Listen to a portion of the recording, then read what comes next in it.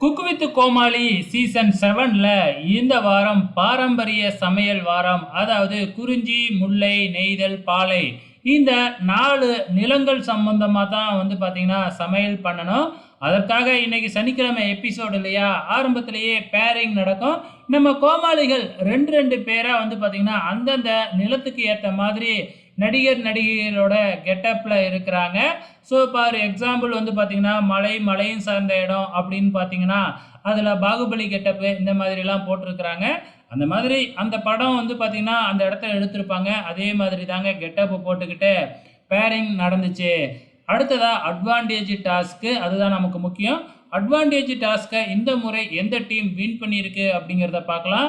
Junior விஸ் senior அப்படின்னு போய்கிட்டு இருக்கு. இது 3வது வாரம்.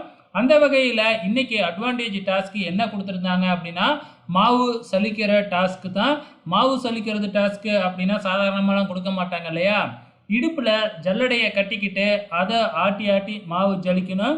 அந்த வகையில் இந்த டீமில் எல்லாத்தையும் கால்குலேட் பண்ணுவாங்க அப்படின்னு தானே எதிர்பார்த்தீங்க. அப்படி இல்லைங்க, இண்டிவிஜுவலாக தான் கால்குலேட் பண்ணாங்க ஆப்போசிட்டில். அப்படி இருந்தும் பார்த்தீங்கன்னா, இந்த முறை ஜூனியர் டீம் தான் வின் பண்ணியிருக்கிறாங்க.